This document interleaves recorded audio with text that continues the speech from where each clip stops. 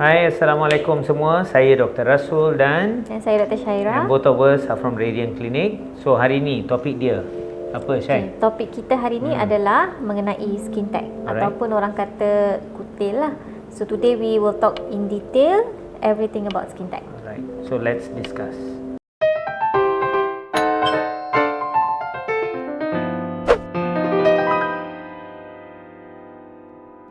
Okay bos, so kan ramai yang tanya kan, skin tag ni apa sebenarnya? Boleh tak you describe about skin tag Alright. tu?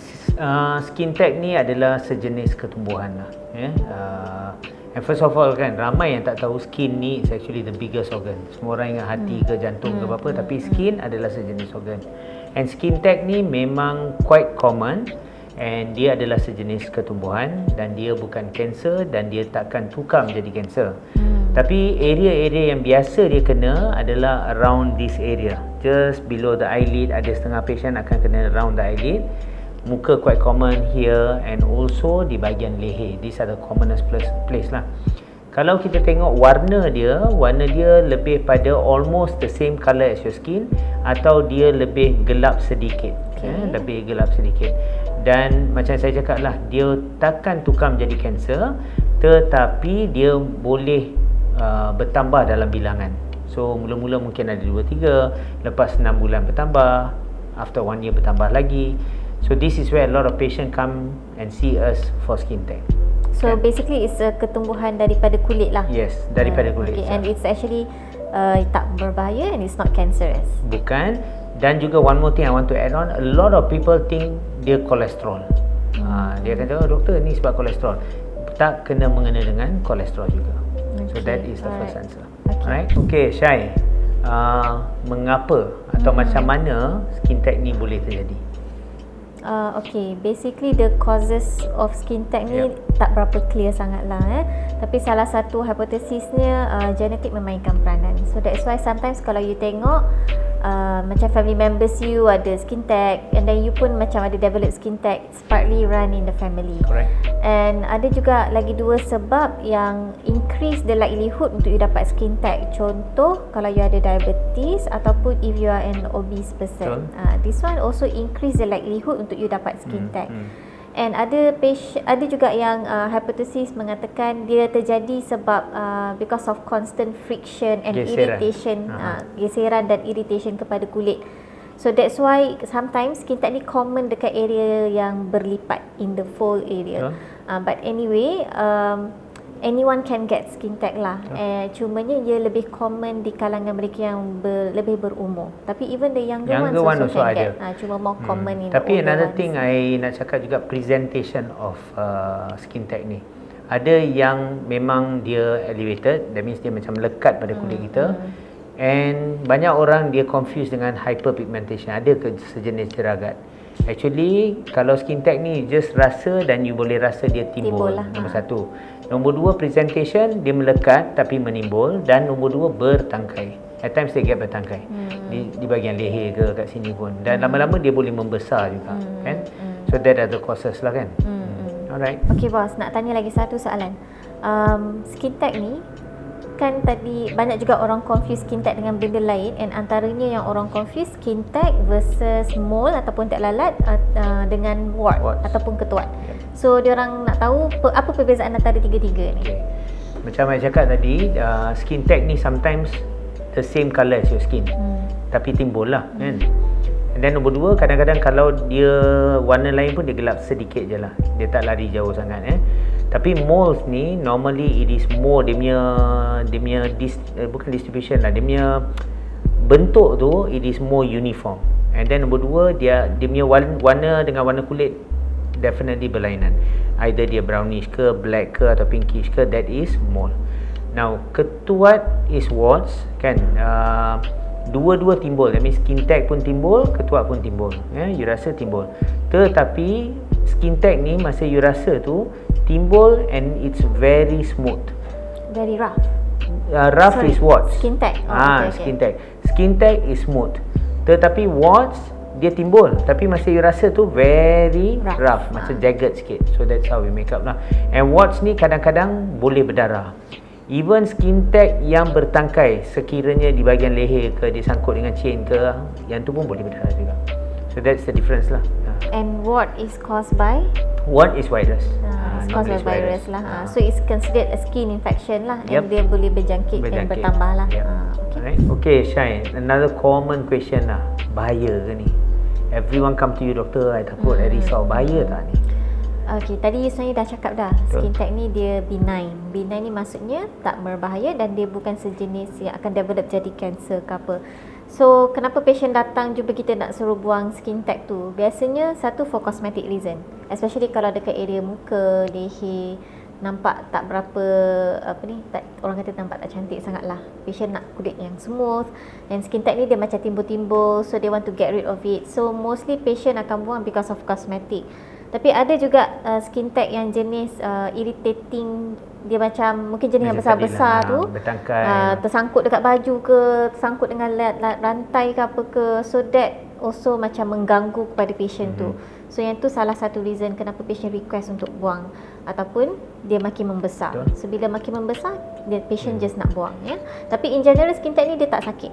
Dia painless, cumanya bila dia start mengganggu, start ada friction dengan baju, irritation lah, more of irritation. lebih kepada macam irritation. So patient akan request untuk remove because of this reasons. But definitely it's not dangerous and it's benign. Macam I nak tambah sikit lah. Tadi I cerita pasal lebih pada muka, leher, and then you add on cakap pelipat. So pelipat yang biasa kita dapat is around even bahagian ketiak, inner thigh, peha and all that stuff kan. Tapi macam you cakap lah, ramai yang nak remove yang betul-betul yang nampak, yang memang orang lain boleh nampak. So cosmetic purpose they want to remove it. Yang bahagian lain diorang nak remove when it becomes more irritation. Macam you cakap tadi, pakai baju ke, bergeser ke, then they want to remove it. So basically it's not dangerous lah, kan? So tadi kita dah briefly cerita skin tag tu apa, how it forms. So now the question yang ramai juga nak tahu, macam mana saya nak buang skin tag tu? Apa option treatment yang ada? Dia ada banyak option. Not banyak lah. There are few ways options lah.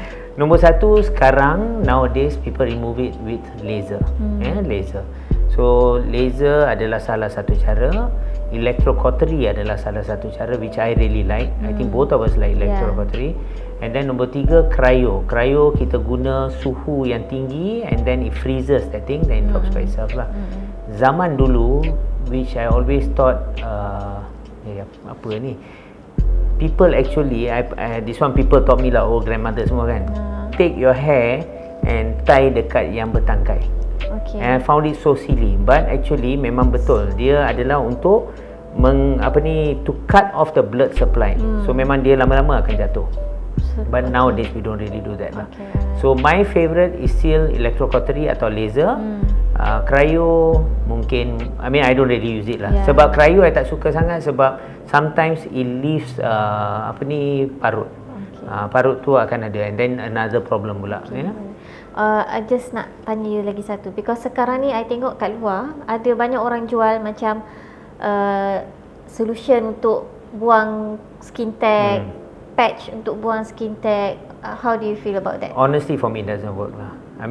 Kalau you nak tengok, you nak Google, you nak internet, banyak je produk can treat everything. Even rambut putih macam I kan, one day you can do treatment. Kalau you tengok dalam itu kalau dye rambut itu bukan dye rambut, ini satu shampoo boleh tukar warna selama-lamanya.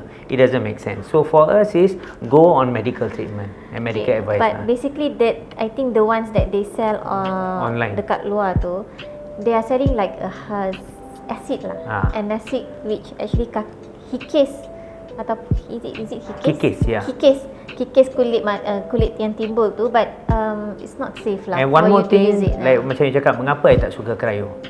Because cryo ni betul-betul kena aim tau. It goes to a normal skin, it also freezes the normal skin.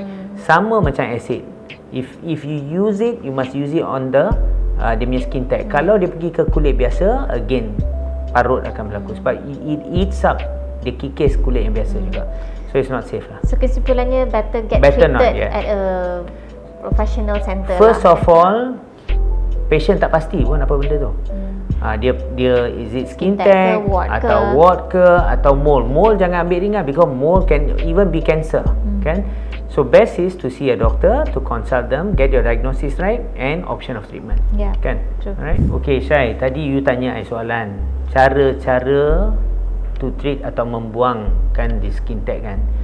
Now I nak tanya you balik. Okay. Patient datang, we took an effort to help them to get rid of it. Soalan lagi satu, doktor saya belanja ni, dia datang balik ke tak? So, how? Skin tag tu tumbuh balik ke tak? Ah. Oh, okay.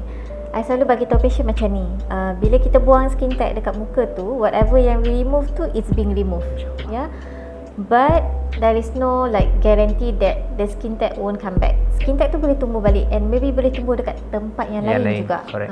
So apa yang kita dah buang tu memang kita buang. Kalau contoh kita dah buang skin tag that area and keluar balik dekat tempat yang sama, maksudnya memang you ada tendency untuk develop skin tag at that particular area. So there is no like 100% guarantee kalau contoh kita buang skin tag tu dia takkan tumbuh balik. But in general apa yang kita buang tu dia dah remove sebab totally. we take it off and we burn dia punya supply tu. So jarang datang balik lah. Jarang datang balik. Tempat lain tak boleh guarantee. Can't really help it kan. You may develop new skin tags. Correct. Kita buang apa yang ada, tapi bila keluar balik tu is actually something skin tag yang keluar baru dekat tempat yang baru. So nak kata dia takkan tumbuh balik tu, whatever yang kita remove tu memang kita remove lah. Tapi kalau dia tumbuh tu dia boleh tumbuh juga. Alright. So Syai, topik hari ni menarik tau, menarik skin It's tag. common lah.